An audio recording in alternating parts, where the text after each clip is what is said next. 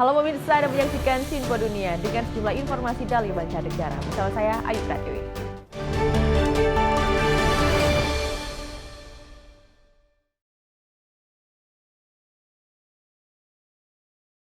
Kita ke informasi pertama, pemirsa. Negara bagian New York, Amerika Serikat telah melegalkan konsumsi ganja rekreasional sejak 2021.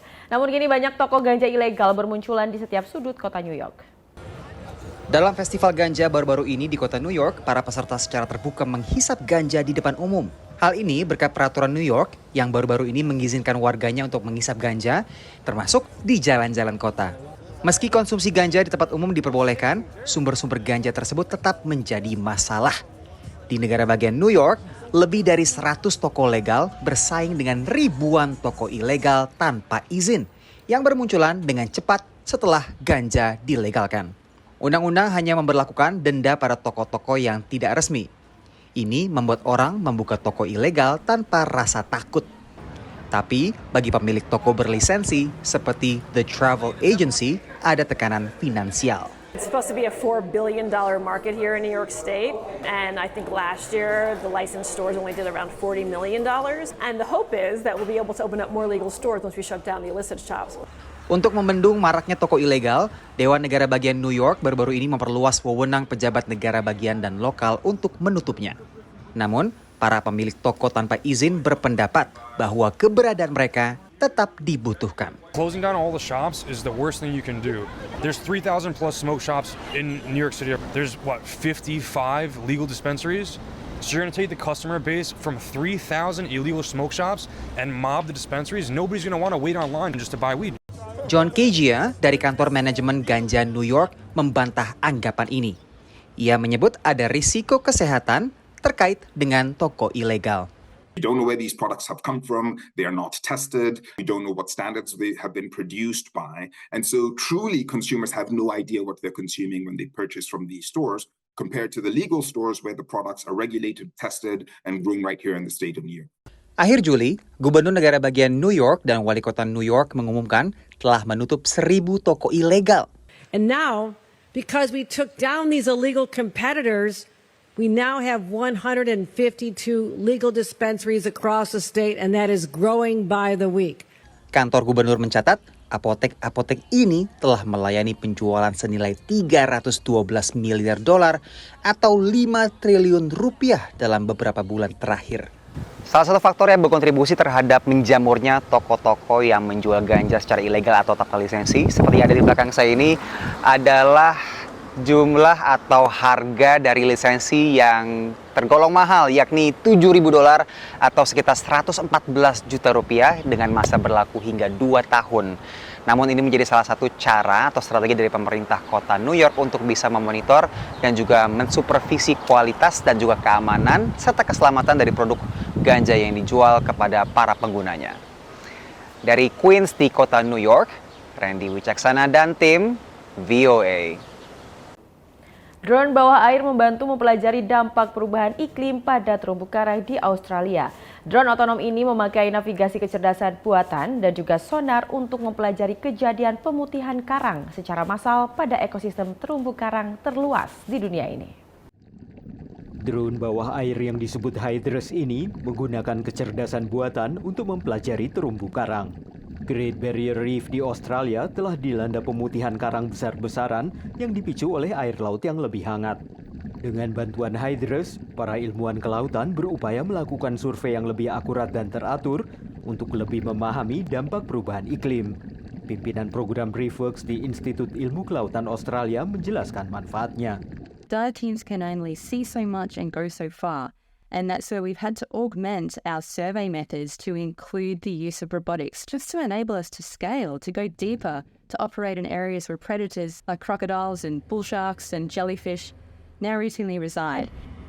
Hydrus beroperasi secara otonom penuh dengan jangkauan lebih dari 8 km dalam waktu 3 jam. Drone ini bisa masuk hingga ke kedalaman 10.000 kaki dan merekam video dengan kamera 4K beresolusi tinggi. Drone ini memakai sonar ke arah depan dan navigasi kecerdasan buatan. Menurut manajer produk bawah laut Advanced Navigation, teknologi mereka digunakan untuk membuat peta 3 dimensi terumbu karang.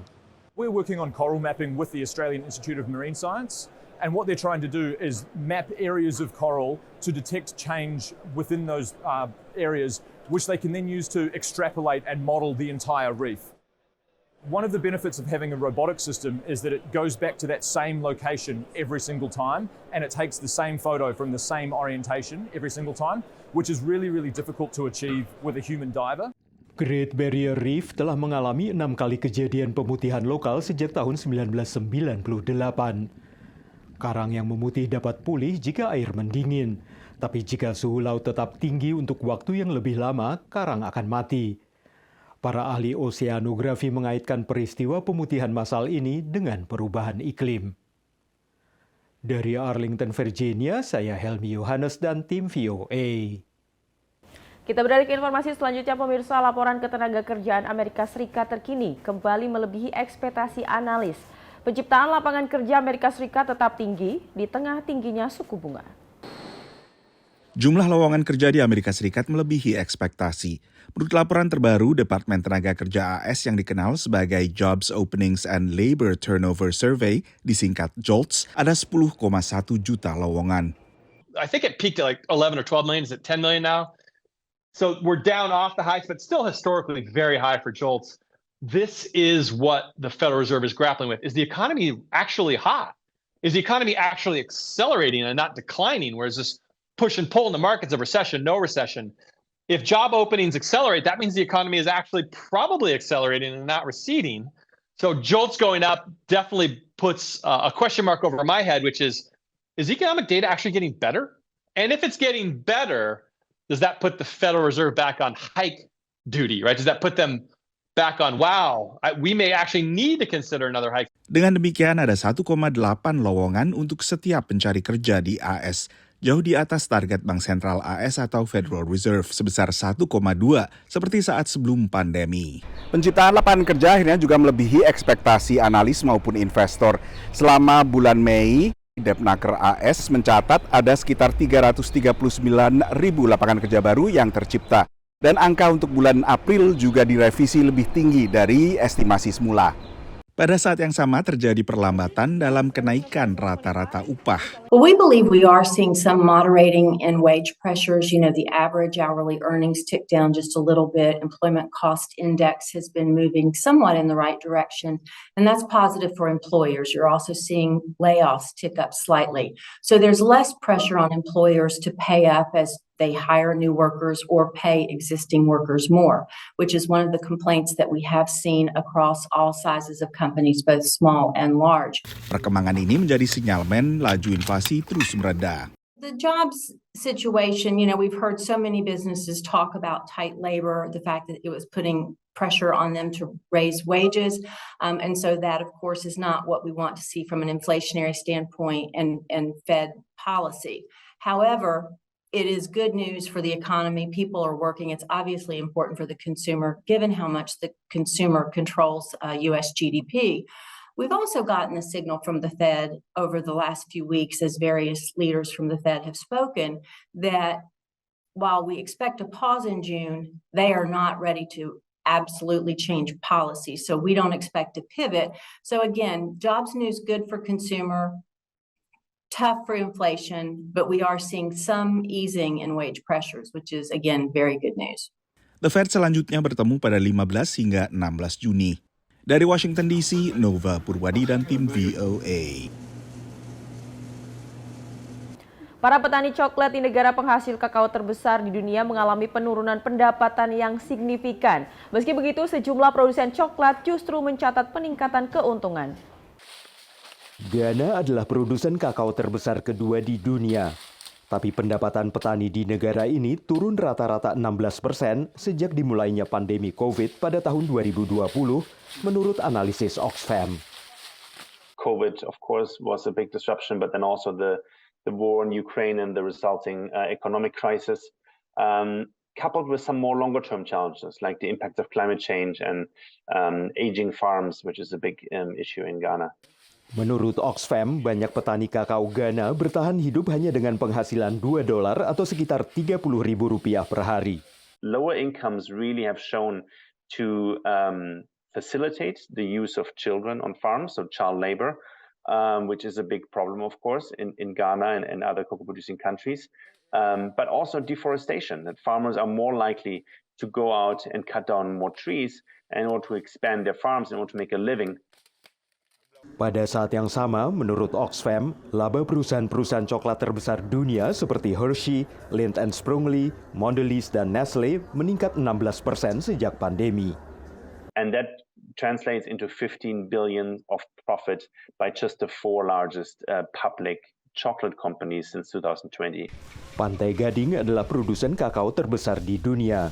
Di sini, para petani juga mengeluhkan penurunan pendapatan.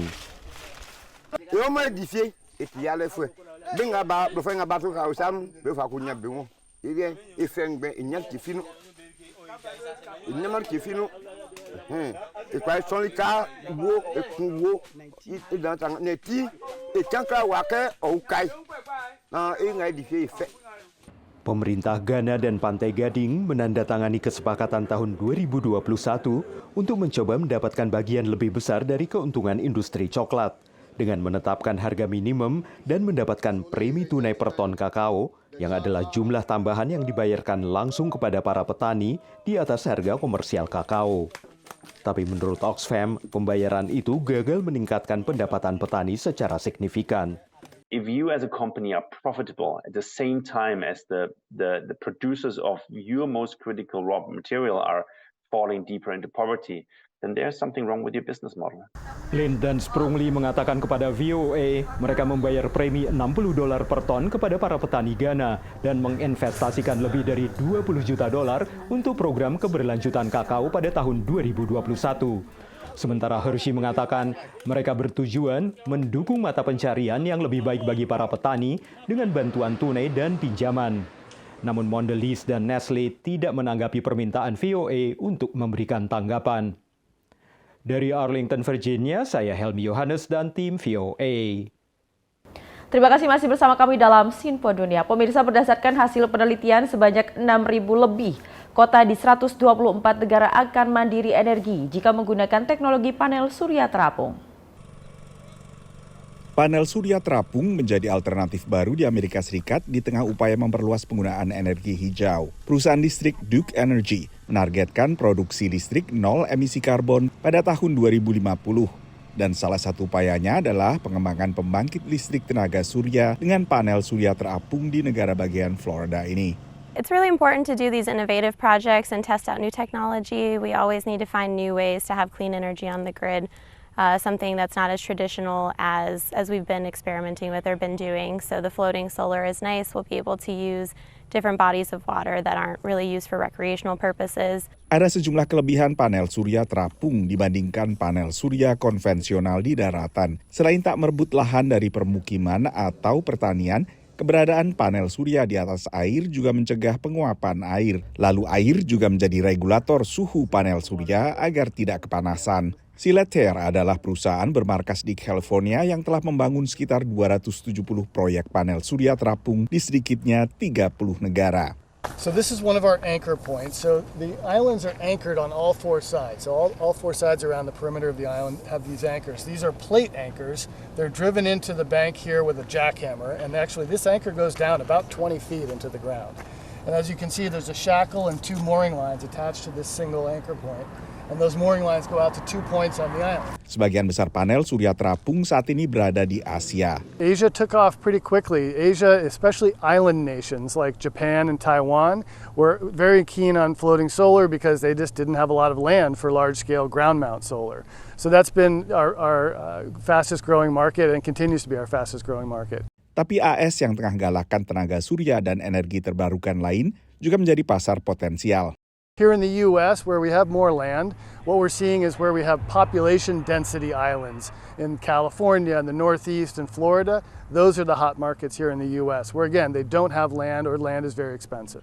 Peneliti saat ini sedang menelaah apakah panel surya terapung menyebabkan gelombang elektromagnetik yang mengganggu habitat satwa dan tanaman liar.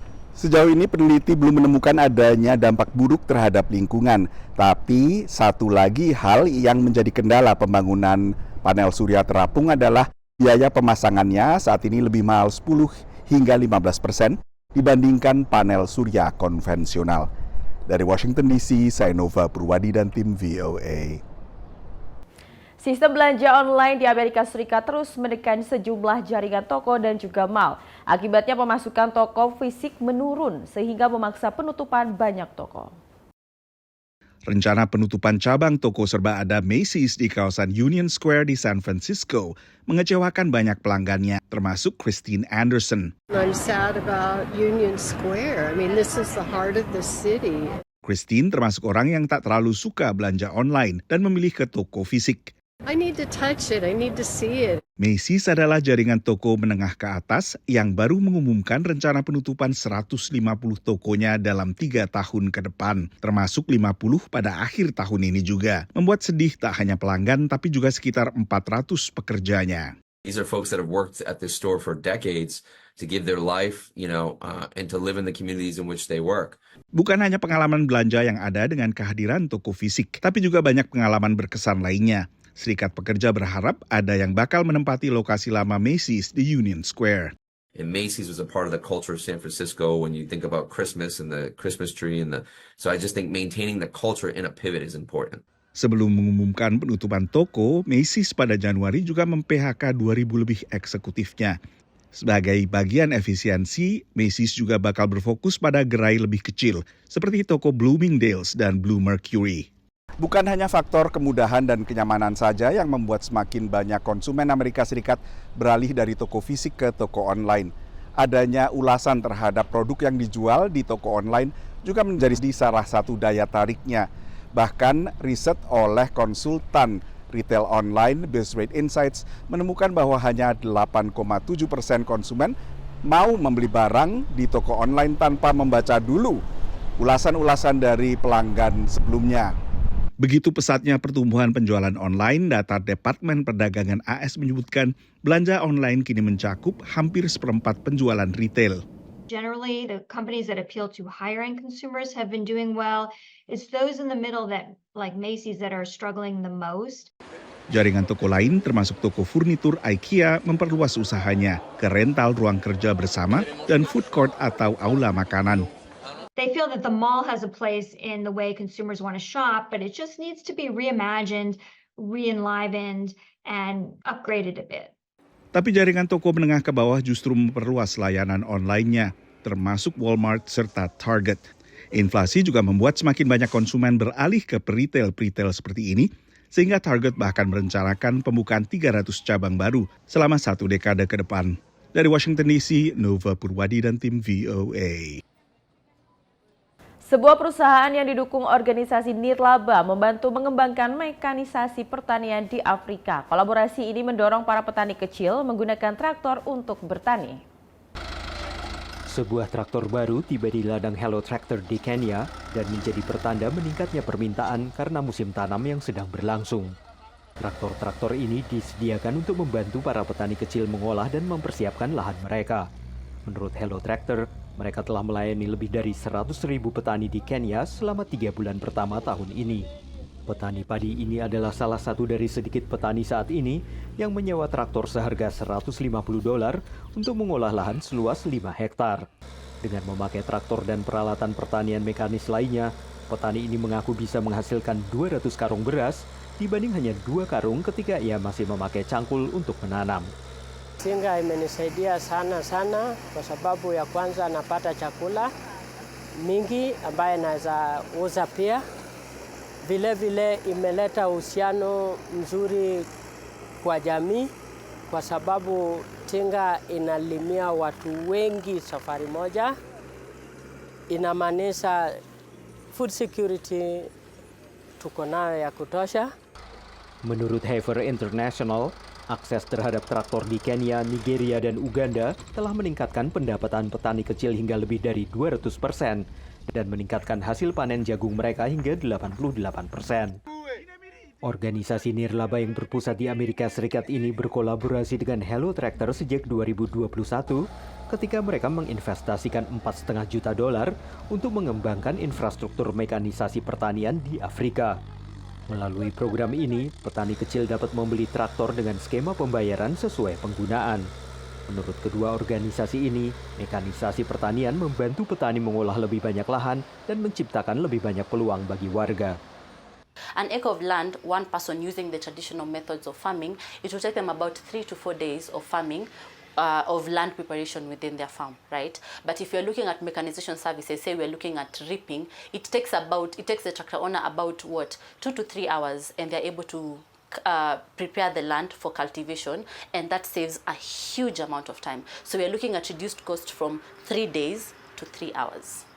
We also looked at other impact that came with this kind of arrangement. We had youth in the community, youth and women that got opportunities to earn their livelihood. We had youth who are working as booking agents. They are able to connect farmers with the tractors through Hello Tractor app, and they are able to book and aggregate this land.